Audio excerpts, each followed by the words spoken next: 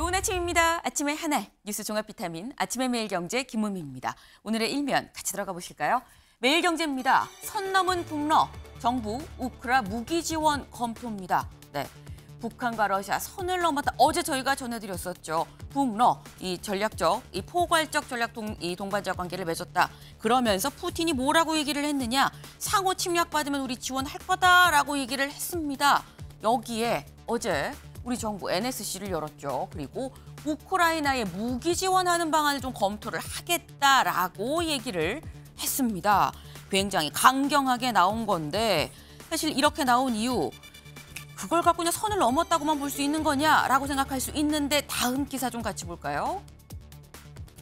조선일보입니다. 북러 전쟁 땐 지체 없이 군사원조 명문화입니다. 네, 어제 저희가 딱 이 시간에 전해드렸던 얘기는 푸틴 대통령이 이렇게 얘기를 했는데 근데 이게 뭐 명문화된지 모르겠어요 라고 얘기를 했습니다. 그랬는데 우리 방송을 본 건지 북한에서 우리 방송이 끝나고 얼마 지나지 않아서 직접 공개를 했습니다. 김정은 푸틴 회담 조약문을 공개를 했는데 여기에 뭐라고 나왔느냐. 유사시 자동 개입으로 볼 수 있는 명확한 명문화된 내용이 있었다는 거죠. 지체 없이 군사 원조를 하겠다라는 표현이 들어 있었다라는 겁니다. 네. 근데 이렇게 북한의 조약문을 보면 그 지체 없이 한다는 요 지체 없이 네 단어가 그렇게 중요한 거야라고 생각을 할 수 있는데 다음 기사 좀 이어보시죠. 중앙일보입니다. 해구산 동맹도 열어둔 북러다. 한국 우크라 무기 지원 검토. 네. 지금 이게 대체 무슨 얘기냐? 러시아는 핵을 갖고 있죠. 네, 핵무기를 갖고 있습니다. 근데 핵 우산 동맹까지도 이 북한한테 같이 씌워준다는 얘기인 거냐라는 겁니다. 보겠습니다. 여기 볼까요? 새 조약은 보유한 모든 수단으로라고도 명시했다. 그래서 한반도 유사시 러시아가 원하면 핵 무력 사용까지 포함해서 군사적으로 개입하는 것도 이 조약문에 따르면 가능하다라는 거죠. 사안이 큽니다. 이런 상황이다 보니까 우리가 NSC를 열고 우크라이나에 우리가 무기 지원할 수 있어요. 검토할 겁니다. 라고 강경하게 나온 거다라고 좀 이해가 되는 부분이죠. 근데 이런 우리의 입장에 오늘 새벽에 푸틴 대통령이 이렇게 밝혔습니다. 뭐라고 얘기했느냐. 한국, 우크라이나에 살상 무기 제공하면 아주 큰 실수입니다.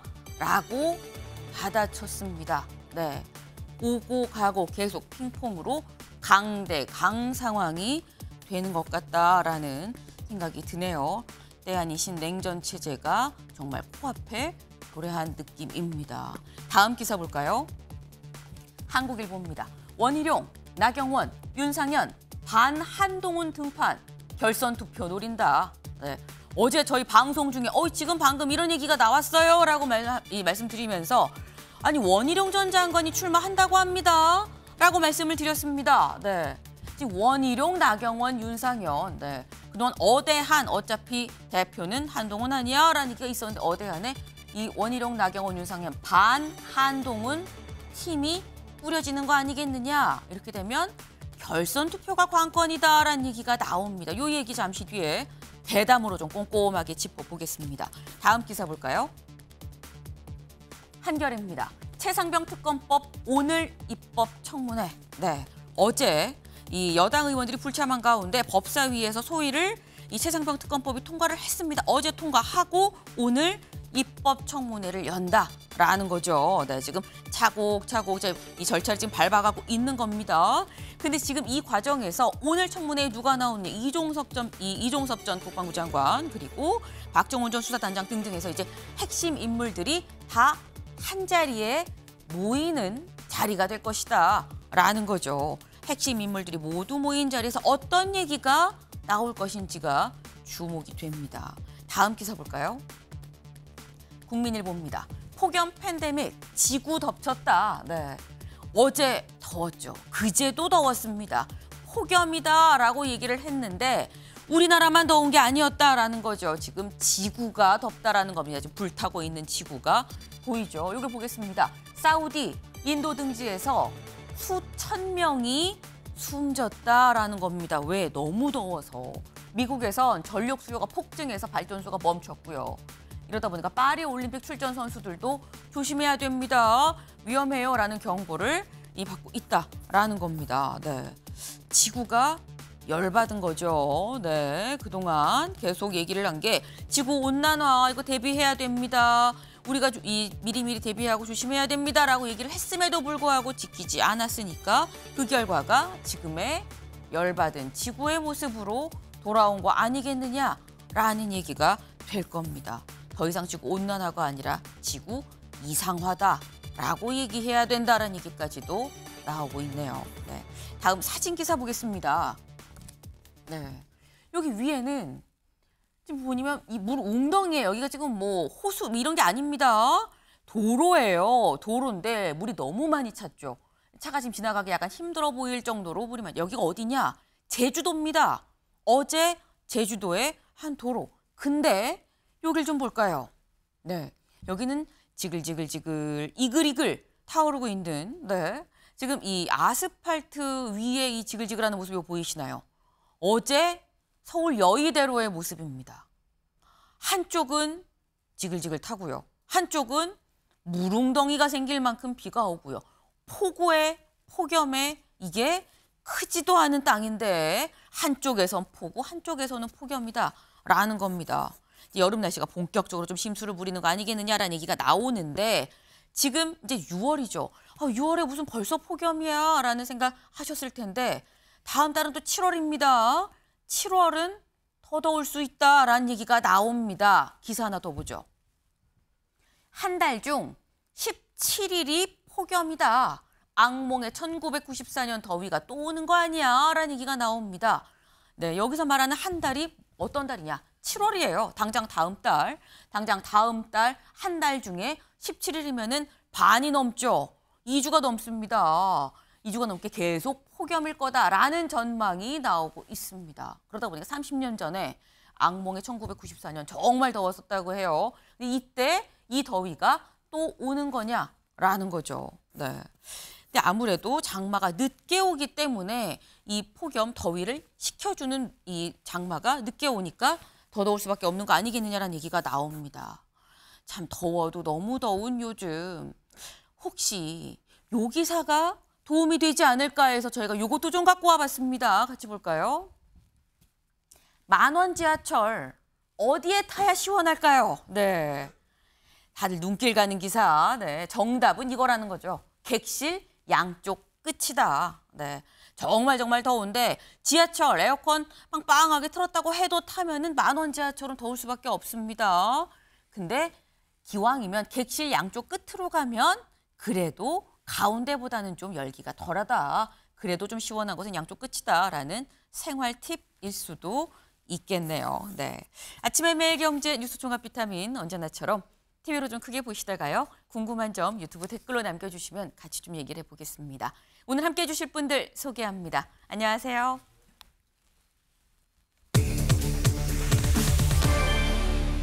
네, 첫 번째 키워드 찐윤 대 경련입니다. 기사 같이 볼까요?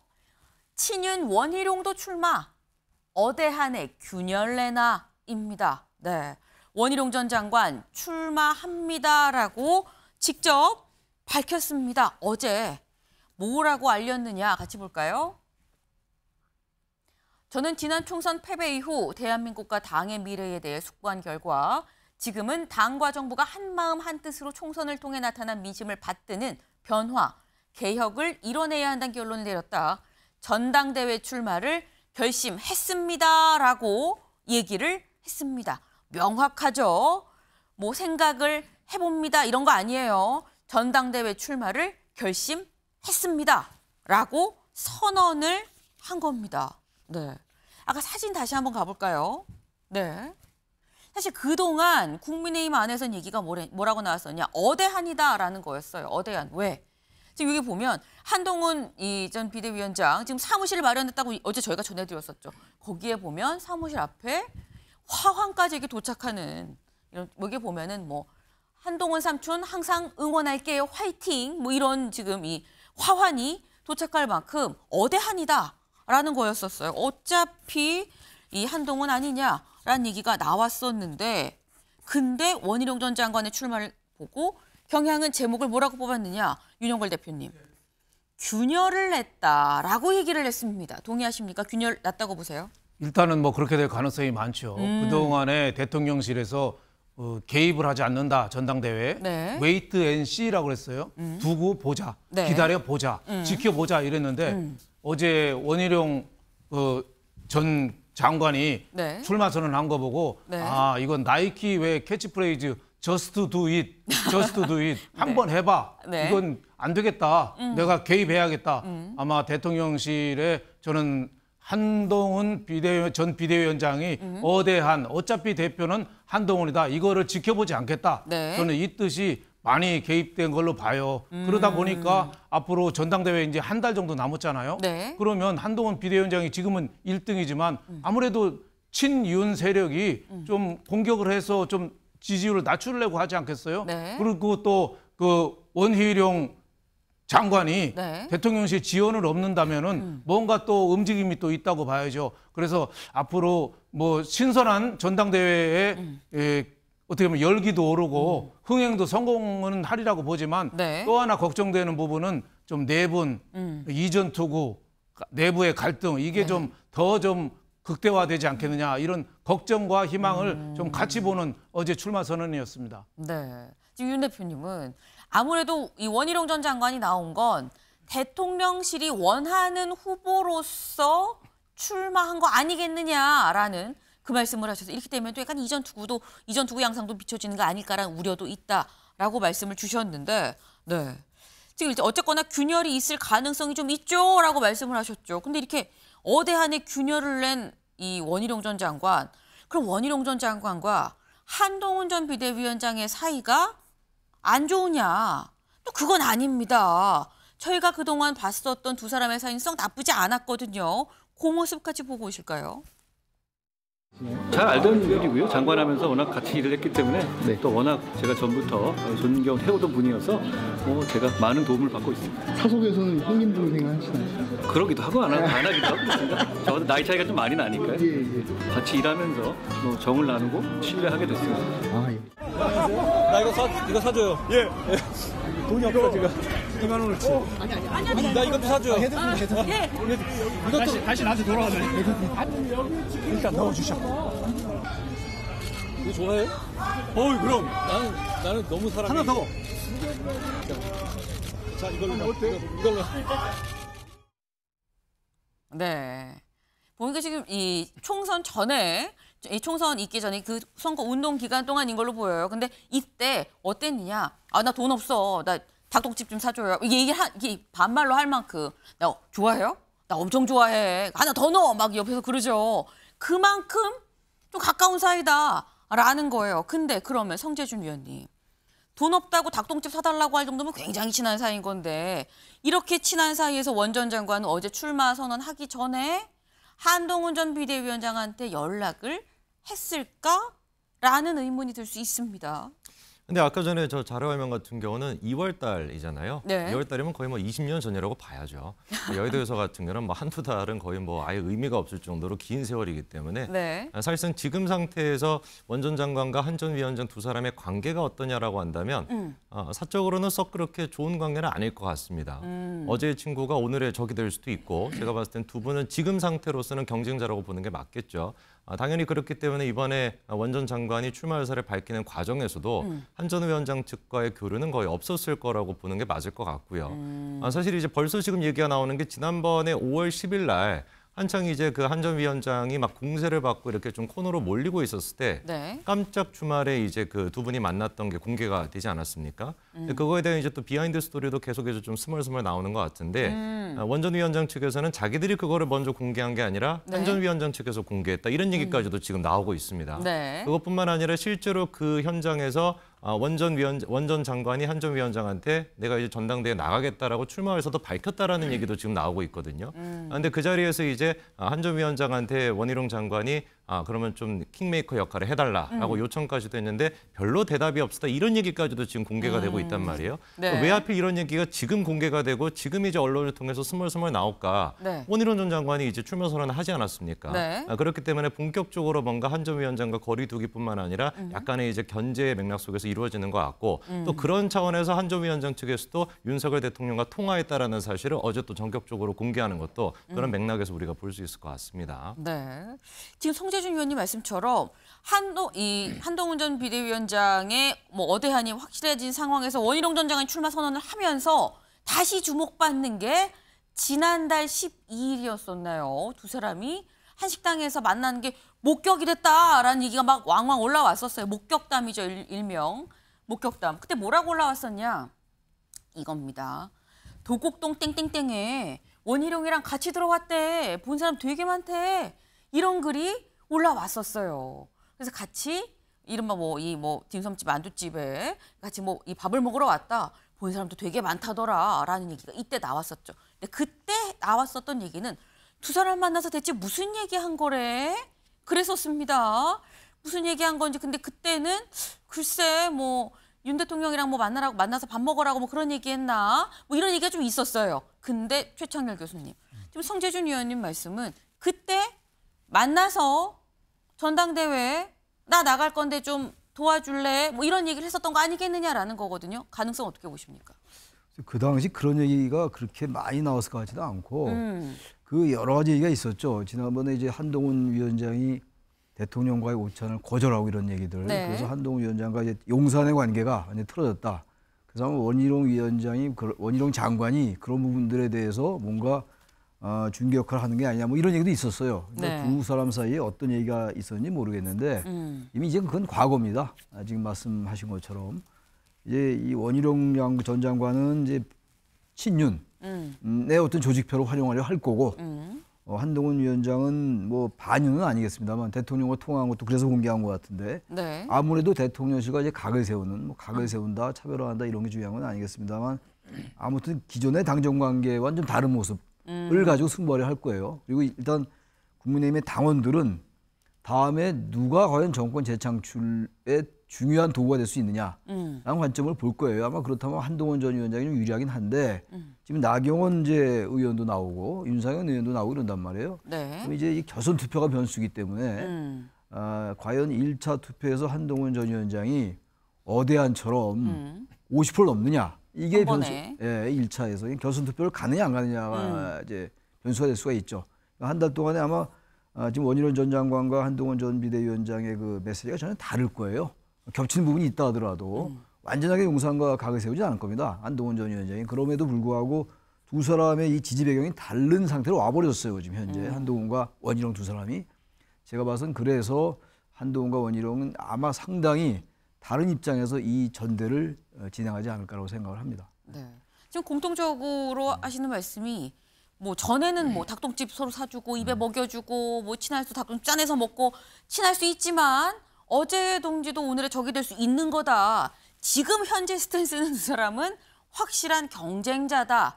다른 입장에 서 있다라는 말씀드리셨습니다. 네. 지금 얘기가 나왔죠. 원희룡, 한동훈. 근데 둘만 나오는 게 아닙니다. 더 있죠. 누가 더 있느냐. 다음 기사 좀 볼까요?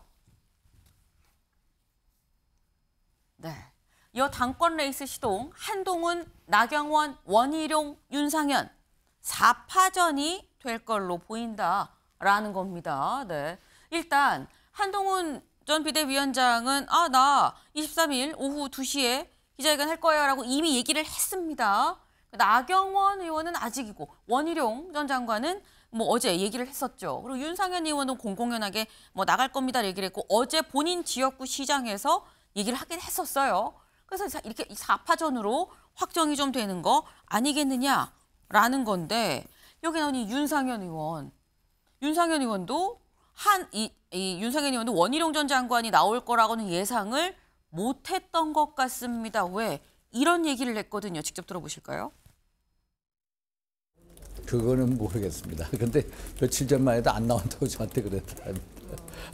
갑자기 또 밖에서 나온다고 하는데 우리 원장관님도 일단은 총선 패배했으니까 일단 자숙의 시간인 것 같은데 무슨 생각으로 나온지 모르겠어요. 일단은 지금은 몇 분 총선에서 패배한 분들은 자숙의 시간입니다.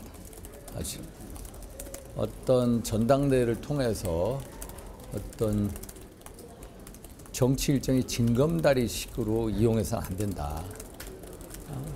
정말로 당의 변화 혁신을 부르짖는 사람이 나서서 이기는 정당을 만들어야 된다. 네. 지금 윤상현 의원은 아니, 내가 며칠 전에도 만났는데 안 나온다 그랬는데 왜 나오는지 모르겠네 라고 지금 얘기를 했어요. 그럼 불과 며칠 전엔 안 나오는 거였는데 며칠 상간에 심경의 변화가 있었다는 얘기인 거죠. 근데 조금 전에 윤상현 의원이 또 이 언론 인터뷰를 지금 한 내용이 뭐라고 얘기를 했느냐. 언제 만났냐 했더니 지난 금요일에 만났다라고 얘기를 합니다. 그러니까 만난 지 일주일이 채 안 된 거예요. 근데 출마 예상을 못했다. 왜냐하면 그때 내가 도와달라고 얘기를 했고 날 도와주겠다고 했다라는 거예요. 그때. 그럼 임세윤 대변인님, 이거는 며칠 상간에 무슨 마음의 심경의 변화가 있었다는 거냐. 어떻게 보십니까?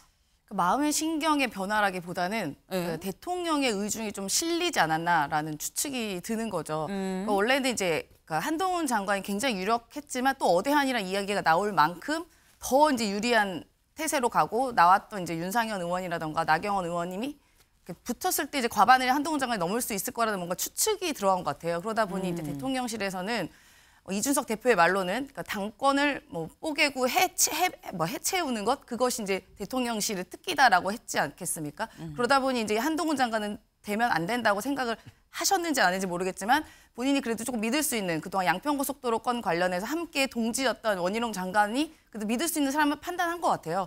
그래서 이제 원희룡 장관한테 어쨌든 힘을 실어준 게 아닌가. 왜냐하면 그렇게 며칠 만에 상황이 바뀌는 건 쉽지 않거든요. 왜냐하면 긴 여정이고 어떻게 보면 당대표를 출마한다는 것은 굉장히 뭐 금전적으로나 여러 가지로 이제 도박을 해야 되는 건데 그거 바뀌었다는 것은 사실상 어떠한 오더나 힘의 논리가 아니고서는 좀 설명하기는 어렵지 않을까 싶습니다. 며칠 상간에 뭔가 마음이 변했다는 거는 그 중간에 대통령실의 의중이 들어간 거 아니겠느냐라는 추측이 가능하다라고 말씀을 하셨어요. 네. 근데 사실 윤상현, 원희룡 전 장관 이 두 사람이 나올걸요라고 미리 진즉에 얘기를 한 사람이 있습니다. 누군지 들어보고 올까요? 아하. 저는 지금 만약에 윤심까지는 몰라도 적어도 다리 부러뜨리러 나오지 않을 후보로는 뭐 윤상현 의원이나 원희룡 장관 같은 분들이 나올 수도 있다. 원희룡 장관은 한동훈 전 비대위원장하고 굉장히 가까운 사이 아니에요? 그게 이제 불출마 종용하러 만났다는 얘기도 있고. 만약 친윤계에서 누군가를 좀 우리 후보로 이렇게 내세워보겠다라고 한다면 그 두 분 정도가 가능성이 있어 보인다. 예를 들어 윤상현 의원이나 이런 분은 친윤이라서가 아니라 이분은 정세 판단이 빠른 분이에요. 전문적 감각이 뛰어나신 분이기 때문에 딱 그 다리 부러지지 않을 포지션 잡을 겁니다. 제 생각에는. 네. 이준석 의원이죠. 이준석 의원이 사실 6월 초에 지금 6월 다 끝나가고 있어요. 근데 6월 초쯤에 저 얘기를 했습니다. 아마 윤상현, 원희룡 이런 사람들 나올 겁니다. 이준석 대표가 예전에 강서구청장 때 18%포인트 차로 질걸요라고 얘기했는데 17%포인트 차로 맞췄어? 그때 한창 얘기가 있었죠. 근데 요번엔 성재준 의원님. 윤상현, 원희룡 이런 사람 나올 겁니다라고 얘기를 했어요. 근데 왜 나오느냐? 뭐 다리를 부러뜨리려고 나올 거다 뭐 이런 표현을 썼습니다. 어떻게 보세요? 저기서 이제 아까 나왔던 불출마를 종용하기 위해서 만났다. 5월 12일에 이제 그 원희룡 전 장관 측과 한동훈 전 위원장이 만났다라고 하는 얘기가 아까 이제 말씀드렸던 그런 맥락이거든요. 그러니까 그때 당시 이제 두 사람이 만났을 때 실질적으로 그냥 뭐 한동훈 전 위원장을 위로하는 차원뿐만 아니라 전당대에 나오지 말라라고 하는 얘기까지 나왔다는 얘기가 사실 그때 이미 파다하게 좀 돌았었습니다. 그래서 그 부분에 대한 언급인 것 같고 다리를 뭐 부러뜨린다 뭐 이런 얘기 같은 경우는 사실 뭐 윤석열 대통령이 이제 다리를 부러뜨린다라는 얘기를 이제 이준석 지금 대표가 이제 하는 얘기인데 그 얘기는 이제 조금 이제 순화해서 표현하면은 비윤이 될 거냐 반윤이 될 거냐 이 문제이거든요. 그러니까 이제 이준석 대표가 보기에는 윤상현 지금 이제 뭐 후보가 됐거나 그리고 또 이제 원희룡 지금 후보도 사실상 뭐 봤었을 때 같은 경우는 반윤까지는 가지 않고 비윤으로 갈 거다. 그 얘기를 지금 하고 싶은 것 같아요. 근데 우리가 좀 생각을 해봐야 되는 게 원희룡 전 장관이 사실상 이런 식의 포지션을 취하는 게 자기의 어떤 앞으로의 정치적인 맥락에서 도움이 될 거냐 이 맥락도 제가 좀 짚고 싶은데 네. 이 말씀 왜 드리냐면은 아까 전에 윤상현 의원이 했던 얘기가 지난주 금요일 날 이제 그 만났다라는 거 아닙니까? 그렇죠. 원희룡 전 장관을. 근데 지난주 금요일 날 또 재미난 게 하나가 또 있었습니다. 그때 이제 그 모 방송에서 이제 그 언론사를 통해 가지고 속보 단독 기사가 하나가 나왔었고 그게 또 삭제가 됐었단 말이에요. 그때 단독 기사가 나왔던 게 한동훈 이제 전 위원장이 23일 날 출마 선언할 것이고 그때 이제 같이 이제 있던 얘기가 뭐 김경률 회계사가 됐거나 진중권 교수가 됐거나 이런 사람을 이제 외부 인사로 할 거다라는 얘기가 있었는데 바로 이제 그게 1시간 정도가 안 돼가지고 삭제가 됐습니다. 근데 그때도 나왔던 얘기가 어디서 소스를 갖고 이 얘기가 도대체 나왔을까라고 하는 얘기가 굉장히 많이 돌았거든요. 물론 이제 뭐 여러 사람이 거론이 됩니다만 아무래도 친윤 쪽에서 관계돼 있는 사람이 찝지 않았을까. 그도 그럴 수 있는 게 다음 주 월요일이 돼가지고 17일 날 이철규 의원이 나와가지고 직접 그 부분에 대해 가지고 거론하면서 논란을 또 짚혔고 거기서부터 이제 사상검증까지 논란이 나왔었거든요. 한 전 위원장 같은 경우는 약간 강남 좌파다, 삼인주의자다 뭐 이런 식의 얘기까지도 파다하게 유튜브를 통해서 또 퍼져나갔습니다. 그러다 보니까 금요일부터 시작해가지고 뭔가 알 수 없는 그런 식의 보이지 않는 손이 작동을 했던 거 아닐까라고 하는 의심이 강력하게 들 수밖에 없고 윤상현 의원 같은 경우 얘기하는 거 들어오니까 정말로 당황하신 것 같아요. 안 나온다고 정말로 믿었던 것 같습니다. 그리고 나경원 지금 의원 같은 경우도 당황하신 것 같아요. 원래 어제 이제 그 출마 선언하겠다라고 공식적으로 했었습니다. 출마 선언 안 했거든요. 그리고 23일로 지금 미룬 상태인데 오늘 이제 만나겠다고 예정이 나온 게 홍준표 시장을 또 만난다고 합니다. 이런 것들을 생각해 봤을 때 나경원 의원 같은 경우도 지금 원희룡이라고 하는 존재가 나오는 거에 대해서 굉장히 당황하신 것 같고 그 부분에 대해서 아마 나경원 의원 같은 경우는 상당히 좀 기분 나빠할 가능성도 있다고 저는 봅니다. 내가 뭔가 좀 뒤통수를 맞았다라고도 생각하실 것 같아요.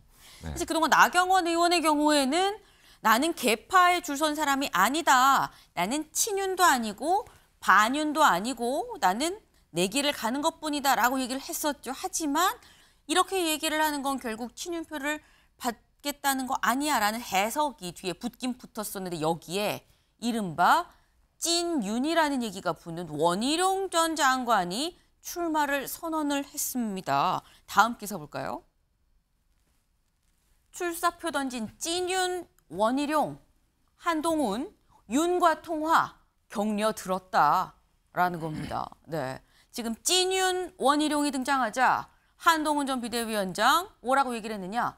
윤 대통령과 통화했습니다. 그리고 나한테 격려를 했어요 라고 얘기를 했어요. 어떻게 얘기가 나왔느냐? 정광재 대변인을 통해서 어제 얘기가 공개가 됐습니다. 네. 한동훈 전 비대위원장 19일 어제 얘기를 했지만 그제 통화를 했다라는 거죠. 19일 윤 대통령께 전화 드렸고 통화가 이루어졌다. 한동훈 위기 극복하고 이기는 정당을 만들어 보겠다라고 당대표 출마 결심을 말씀을 드렸고 윤 대통령께서는 격려의 말씀을 해주셨다라는 겁니다. 이 얘기를 보면은 두 사람 화기애애하게 잘 얘기를 했구나. 잘 맞췄네. 나오겠습니다. 그래 잘해봐. 라고 한 걸로 일단 보입니다. 근데 이거는 보면 한동훈 전 비대위원장이 윤 대통령한테 먼저 전화를 한 거죠. 하니 윤 대통령한테. 네, 이거는 결국 관계 개선의 제스처 아니겠느냐라는 얘기가 나오는데 사실 생각해보면 한동훈 비대위원장과 윤 대통령 갈등의 순간이 있었습니다. 그때 봉합이 됐냐 안 됐냐 말들이 많았었는데 한동훈 전 비대위원장 그때 이렇게 얘기했었어요. 들어보실까요?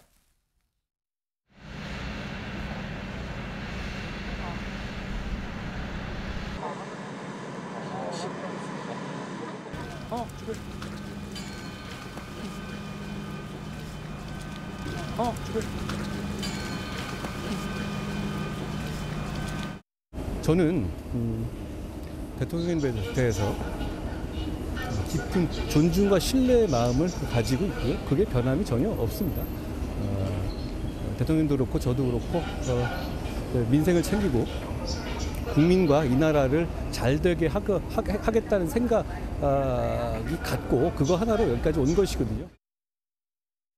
네. 사실 그 김건희 여사 수사 관련한 얘기로 해서 김경률 이 회계사가 얘기를 하고 거기에 약간 한동훈 전 비대위원장도 동의하는 듯한 이런 모습에서 약간 멀어지는 거 아니야 뭐 이런 얘기 있었었는데 다시 서천 이 화재 현장에서 만나면서 뭔가 봉합이 되는 듯한 그런 모습이었습니다. 근데 저 때는 명확하게 뭔가 발화점이 딱 있었죠.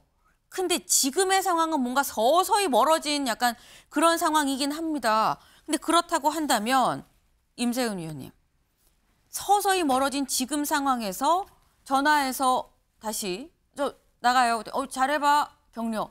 봉합 수순으로 간다고 볼 수 있을까요? 어떻게 보십니까?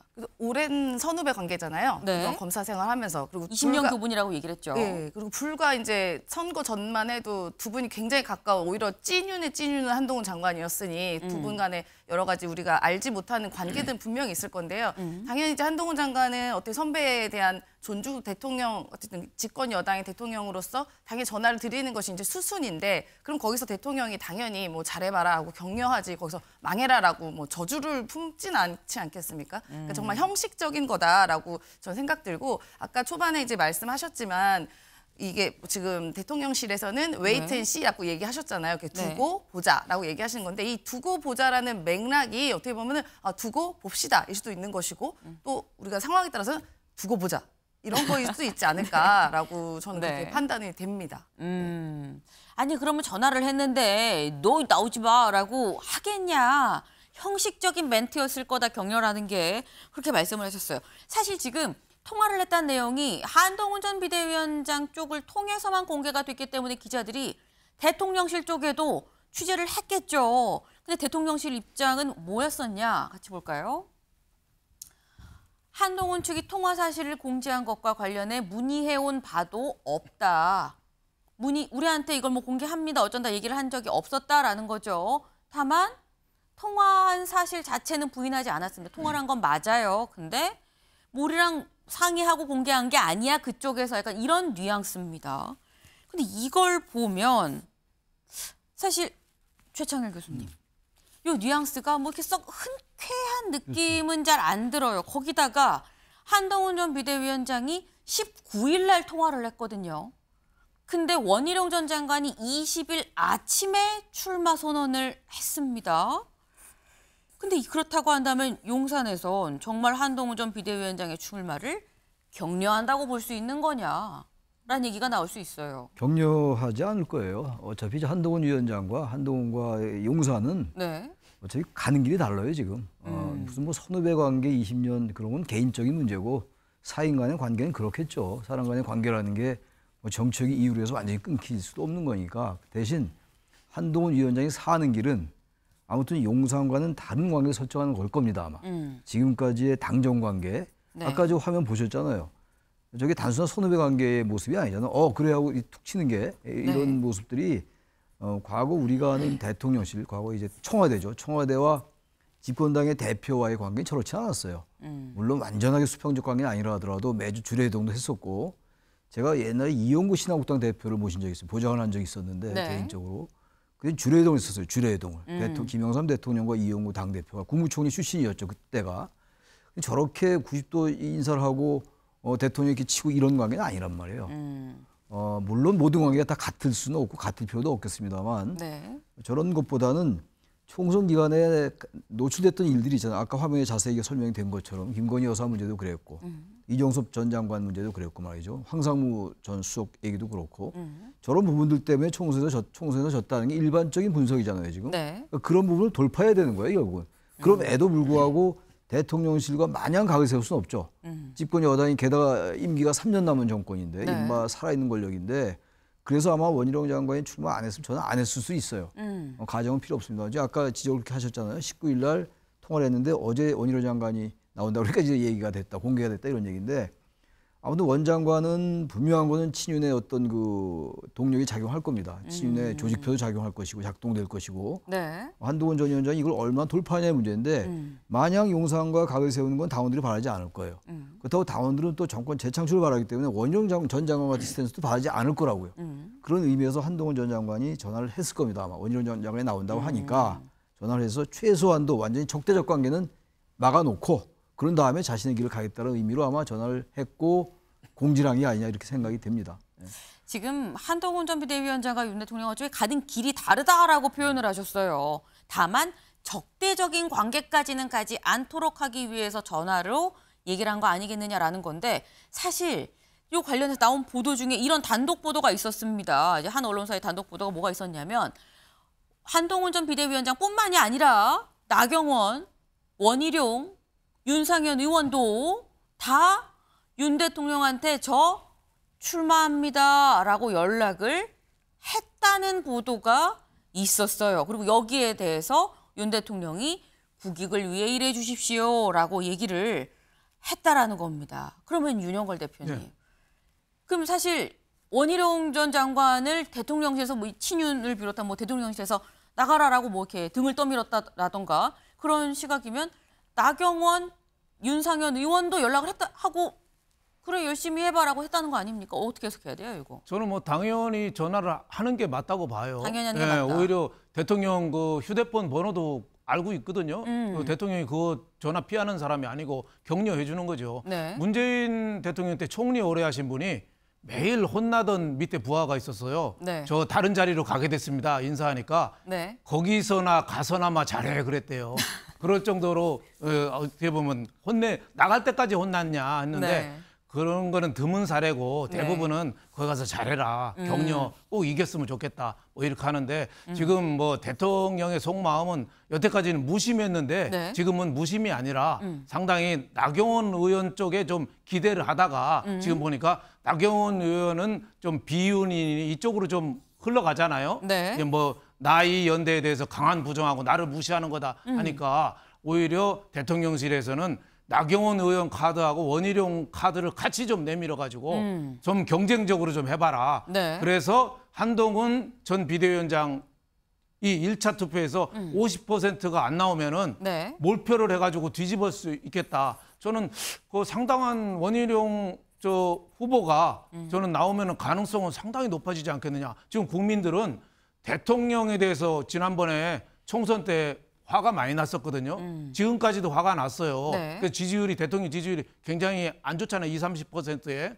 근데 그거 화난 거하고 앞으로 대통령 임기가 3년 남은 거랑 별개예요. 이게 자칫하면 당하고 관계가 틀어지면은 레임덕에 빠져서 대통령이 야당 공세, 내부 공세 아무것도 못하는 게 되거든요. 전 그래서 영남이라든지 이런 윤 대통령 고정 지지층들이 원희룡 후보 쪽으로 좀 몰릴 가능성도 저는 상당히 있다. 뭐 이런 생각을 저는 하고 있습니다. 네. 지금 윤영걸 대표님 말씀은 원희룡, 나경원 두 사람을 다 내보내서 결국 노리는 건 결선 투표 아니겠느냐라는 말씀을 하셨어요. 그래서 나오는 얘기가 중앙일보 기사 같이 볼까요? 네. 친윤 대 비윤 대 반윤.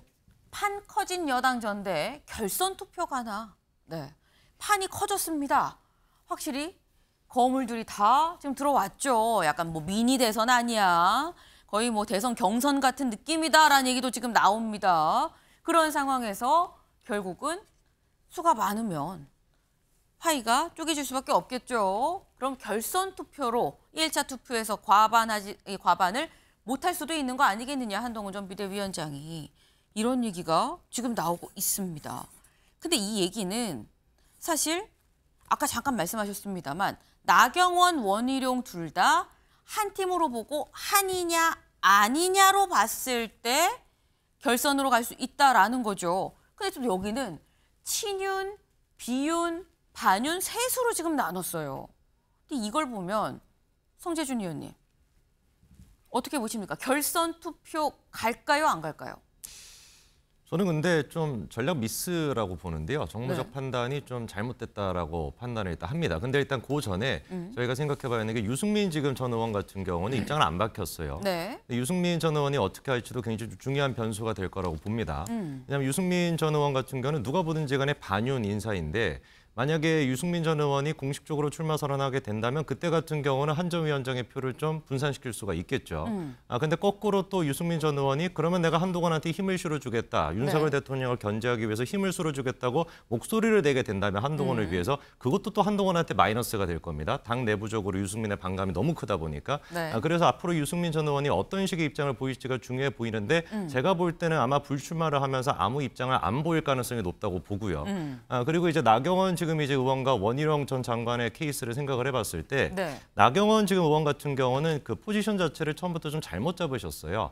아예 그냥 애당초 친윤이라고 한다면 친윤 쪽으로 가셨어야 되는데 뭐 그런 얘기도 많지 않았습니까? 뭐 어떤 사람이 중재를 해가지고 윤석열 대통령 부부 동반으로 해가지고 뭐 식사까지 했다 이런 얘기까지도 나왔었거든요. 근데 문제가 그 이후에 나경원 의원이 보여줬던 모습은 나는 약간 친윤 쪽은 아니라 비윤 쪽인 것 같아라고 계속 그 관계를 부정을 해왔단 말이에요. 네. 그러다 보니까 아무래도 친윤 입장에서 봤었을 때는 약간 좀 믿음이 부족하다. 약간 좀 우리랑 같이 가기 좀 힘들지 않을까라고 생각해가지고 이제서야 원희룡이라고 하는 카드를 꺼냈다고 저는 분석을 하는데 이게 문제가 뭐가 되냐면 당내 어떤 그 뭐 당원들의 의사뿐만 아니라 의원들의 의사도 굉장히 좀 중요하거든요. 여기서 저희가 눈여겨봐야 되는 게 국민의힘 내부적으로 중진 의원이라고 하는 분들, 네. 예컨대 이제 뭐 3선이 됐거나 4선이 됐거나 이분들 같은 경우는 지금 입장이 없습니다.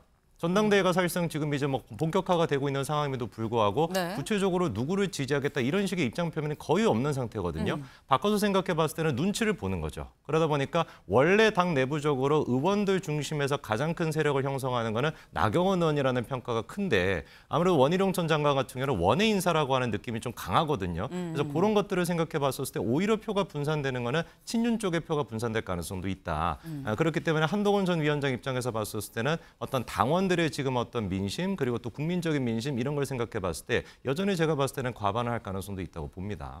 결선 투표로 가지 않고 1차에서 그냥 끝낼 수 있는 거 아니겠느냐라는 말씀을 하셨어요. 그리고 여기엔 유승민 전 의원이 들어오냐 참전을 하냐 안 하냐도 좀 변수가 될 수 있다라는 건데 근데 사실 윤영걸 대표님 네. 아까 나경원 나경원 원희룡 두 사람을 다 같이 쓰는 걸로 좀 판단을 한 거 아니겠느냐라 말씀하셨는데 근데 사실 나경원 의원도 원희룡 전 장관도 다 따로따로 놓고 봐도 뭐 대선 주자급이라고 얘기가 나오는 사람들이거든요.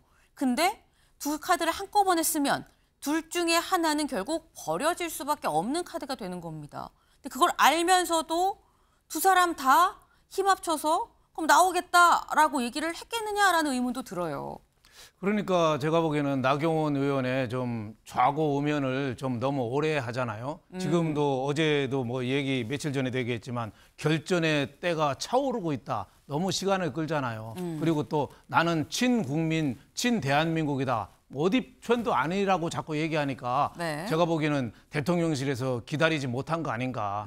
이중적인 플레이, 양다리 걸치기 아니냐. 네. 자칫 당 대표가 되면은 대통령실하고 더 각을 세울 수도 있겠다. 그래서 사실상 나경원, 원희룡 양쪽 카드를 지금 대통령실에서 들고 있지만 솔직히 얘기하면 나경원 카드는 폐기에 가까운 거 아닌가. 저는 뭐 이런 생각이 들 정도로 원희룡 후보 쪽에 좀 무게 중심을 두고 있고 어제 기자회견 때도 원희룡 그 대표가 장관이 그런 얘기 했잖아요. 당정 일체, 한마음 한뜻.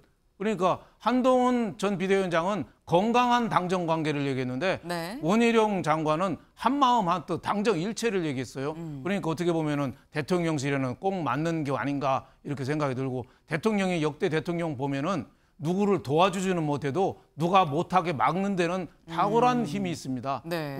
옛날에 YS가 이회창 대통령 안 되게 하는데도 공을 세웠고 요전에 문재인 대통령 아니겠죠. 네. 요전에 문재인 대통령도 네. 이재명 후보에 대해서 적극적으로 돕질 않았어요. 그게 어떻게 보면은 그 정권 재창출에 실패한 원인 중에 하나가 됐거든요. 저는 그래서 이번에 윤 대통령이 저 한동훈 비대위원장 전 비대위원장에 대해서는 아직은 부정적인 의식이 많아서 지금도 한 비대위원장이 되면은 뭐 탈당한다 뭐 이런 얘기가 자꾸 대통령실에서 흘러나오고 있거든요.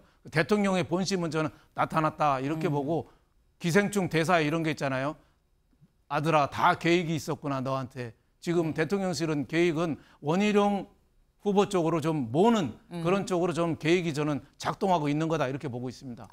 지금 나경원, 원희룡 두 사람을 다 쓰는 카드라고 하긴 하지만 사실상 나경원 의원이 시간을 좀 끌면서 좀 실기를 했다. 그래서 나경원 카드가 아니라 원희룡 카드로 다시 한번 좀 방향을 확실하게 좀 정한 거 아니겠느냐라는 말씀을 하셨습니다. 말씀처럼 얘기 중에 나왔죠. 어제 나경원 의원한테 기자들이 언제 나오시는 거예요? 나오시는 겁니까? 라고 물었는데 이렇게 얘기를 했습니다. 들어보실까요? 계속해서 지금 중진 의원님들부터 시작해서 많은 의원님들 또 우리 당 내외 여러 가지 민심을 듣고 있습니다. 출마 요구는 물론이고 당의 미래에 대한 걱정들도 많이 해주셔서 의견을 모으고 있고요. 정말 넓고 깊게 경청하고 있습니다. 저의 결정의 시간, 결정의 때는 차오르고 있다 이렇게 말씀드립니다. 출마 예상을 미리 하지는 못했습니다. 네. 그 원 전 장관은 당정이 한마음 한뜻으로 당정 한마음 한뜻으로 총선 민심 바꾸는 네, 결단의 시간은 차오르고 있다. 하지만 원희룡 전 장관이 나올지는 몰랐다라고 명확하게 얘기를 했습니다. 근데 지금 얘기를 들어보면 나경원 의원이 너무 시간 끌다가 좀 실기한 거 아니야라는 얘기도 나오는데 근데 아직 다 차지 않았어요. 아직 차오르고 있는 중입니다. 좀 더 시간이 걸린다는 얘기죠. 오늘은 어딜 가느냐. 홍준표 대구시장과 이철우 경북도지사를 만날 예정입니다. 네. 지금 출마 선언 어제 하는 거 아니었어? 그럼 오늘 하는 거 아니야? 그러는데 지금 출마 선언 언제 합니다라는 얘기는 안 나오고 홍준표 대구시장이랑 이철우 경북도지사를 만난다는 거예요. 네. 홍준표 대구시장을 왜 만나느냐? 만나러 가기 전에 어제 나경원 의원이 이런 얘기를 했습니다. 들어보실까요? 그들은 이렇게 나름대로 역사와 뿌리가 있습니다.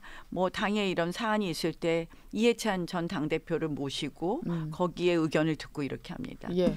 우리는 그때 그 당의 현역 의원들, 그때 그 당의 권력자들이 그 당의 주인이에요. 저는 그렇게 보면은 당원들은 무엇을 하고 있나 하는 생각이 드는 거예요. 네. 그래서 이 당이 주인도 없고 역사도 없고 뿌리도 없으면 누가 와서 이 당을 이용만 하고 가는 것 아닌가 하는 생각도 듭니다. 예.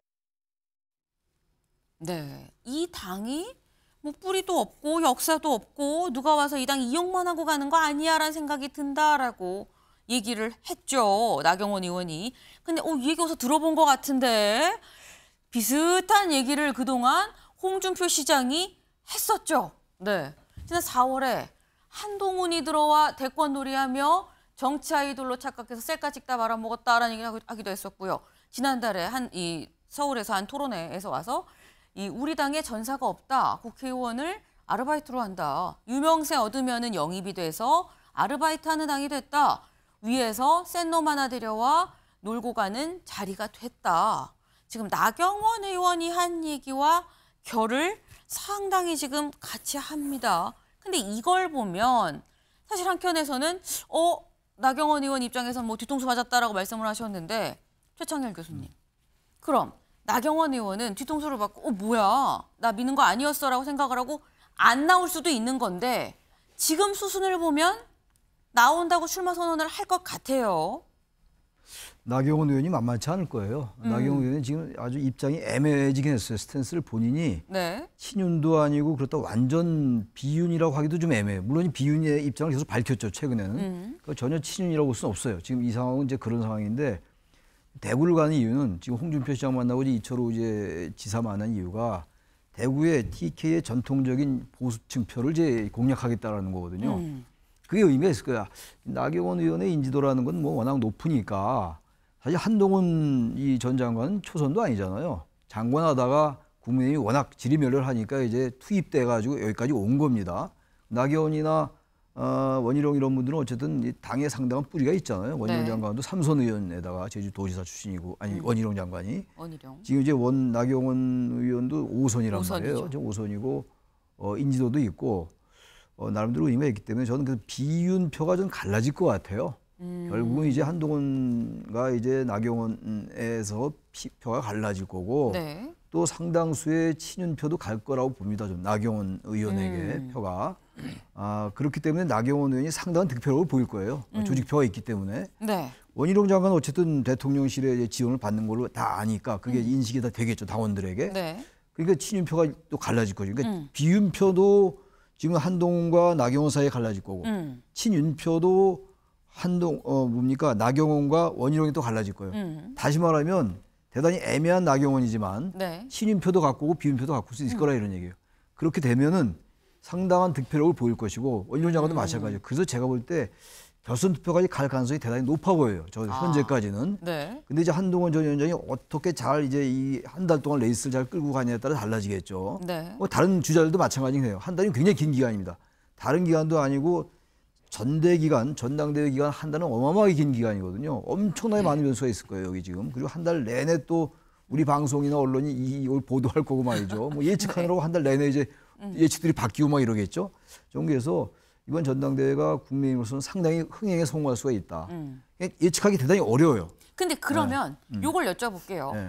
나경원 의원 입장에서 득표력이 있다. 비윤표도 없고 친윤표도 없고. 그럼 결선에 갔어요. 만약에 나경원 의원이 결선에 가면 어대한을 뒤집고 나경원 당대표로 갈 수 있다고 보십니까? 그래서 아직 거기까지 예단하기 어렵겠습니다. 그건 좀 한계가 있을 것 같아요. 그 이유가 뭐냐면 나경원 의원의 상당한 득표를 제가 말씀드리지 않았습니까? 네. 근데 그럼에도 불구하고 마지막 결선 투표 가면 이제 국민의힘의 의원들도 그렇고 당원들도 그렇고 과연 정권을 다시 재창출할 수 있냐로 갈 겁니다 아마. 근데 나경원 의원은 아무리 인지도가 높고 그렇다 하더라도 이른바 표의 확장성 이런 부분에서는 상당히 약하다는 인식을 가지고 있을 거예요. 그럼 한동훈 위원장은 거기에 비해서 어쨌든 대통령실과 각도 세우고 뭐 각을 세운다기보다는 어쨌든 당 정황을 바꾸겠다는 그런 게 보인다고요.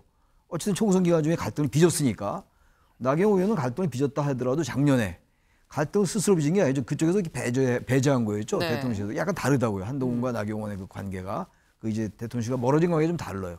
그리고 나서 나경원 의원은 또 대통령과 가까워지려고 노력을 하다가 지금 와서 다시 대통령과 또 걸든 이런 지금 모양새를 취하고 있다고요. 나경원 의원은. 그러니까 대단히 이게 갈짓자가 좀 보여요. 그러면서 볼 때 한동훈 위원장은 그 정도는 아니기 때문에 이제 일관된 길을 갈 거기 때문에 저는 결선에 만약 간다면 나경원과 한동훈이 간다면 저는 한동훈의 가능성이 좀 있다. 표의 확장성이라는 측면에서 볼 때 나경원 의원은 좀 한계가 있지 않을까라는 그게 놓은 겁니다. 네. 사실 결선에 간다고 해도 뭐 한동훈, 나경원이냐, 한동훈, 원희룡이나 뭐 약간 이런 구도가 지금 예상이 되는 상황이죠. 근데 그렇게 따지면 또 미묘한 게 나경원 의원과 원희룡 전 장관도 경쟁자다라고 볼 수 있어요. 나경원 의원이 예전에 이런 얘기를 했었죠. 대표는 원내여야 되지 않나요? 들어보실까요? 일단 주 전쟁터가 의회가 될 수밖에 없다는 거고요. 예. 마지막 순간에 본회의장에 가서 이 문제가 해결이 되는 건데 그 마지막 순간까지 본회의장에 같이 있을 수 있는 당대표가 누구냐의 문제가 있고요. 예. 이런 것부터 시작해서 저도 이제 원외당 대표를 모시고 일을 해봤는데 물론 장점도 많이 있지만 실질적으로 이 국회 시간일 때가 있고 이런 원외당 대표로서는 다소 한계가 있지 않겠느냐. 네, 사실적 원외에는 한계가 있을 거다라는 얘기는 원희룡 전 장관한테도 해당이 되는 부분이죠. 임세은 대변인님.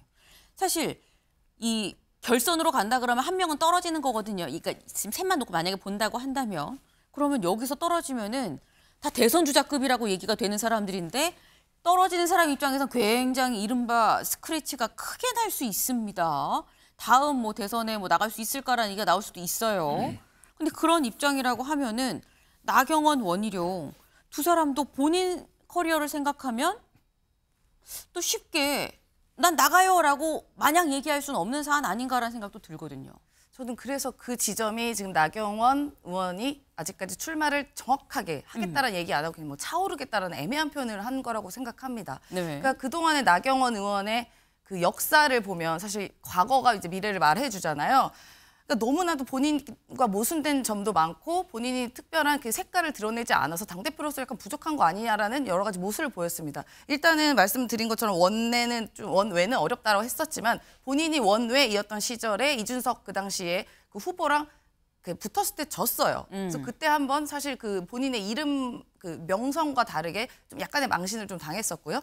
작년 같은 경우도 그 당시 원외였는데 본인이 출마 선언을 하려다가 이른바 연판장 사건 그리고 혹은 또 대통령실에서 주저앉혔다는 얘기로 인해서 출마를 스스로 포기했습니다. 그러니까 이런저런 면을 봤을 때 그럼 원외는 이번에 또 왜 안 되냐라는 질문을 할 수도 있고 네. 그리고 이렇게 애매한 모습 사실 뭐 친윤도 아니고 비윤도 아니고 반윤도 아니고 색깔을 도대체 모르겠다라는 모습 봤을 때 과연 그러면 당원이나 뭐 그런 지지자분들이 믿고 갈 수 있겠냐라는 의문의 지점이 있을 것 같아요. 그래서 제가 예단하기는 조금 뭐 그렇지만 그냥 네. 제 생각에는 그냥 나경원 의원도 여러 가지 상황을 봤을 때 원희룡 장관 갑자기 또 나왔죠. 이러다 보니까 또 스스로 물러나는 거 아닌가라는 또 생각도 듭니다. 사실 작년에도 나경원 의원 끝까지 간다라고 그랬었어요. 그때도. 근데 그 당시에 저는 이 상황들이 나경원 의원이 뭔가 봤을 때 조금 약하고 끝까지 이제 완주하지 못한 모습이 과거에 있었기 때문에 그때도 저는 중간에 그만둘 거다라는 얘기를 했었거든요. 근데 이번에도 사실 그때랑 모양새가 비슷합니다. 그래서 저는 이렇게 딱 애매하게 봤을 때 결선에도 못 올라간다면 사실상 그냥 그만두는 게 차라리 낫지 않나. 이른바 또 연판장이 또 트라우마도 있기 때문에 그런 추측을 좀 조심스럽게 한번 해봅니다. 네. 지금 이렇게 되면 이목이 쏠리는 게 나경원 의원이 될 수도 있다라는 얘기예요. 원희룡 전 장관이 나오면서 나경원 의원 정말 출마 선언하는 거야? 라는 대로 좀 시선이 옮겨가는 상황입니다. 네. 오늘 어떤 얘기들이 나올지 오늘 홍준표 시장 만나서 무슨 얘기를 할지가 관건이지 않나라고 생각이 듭니다.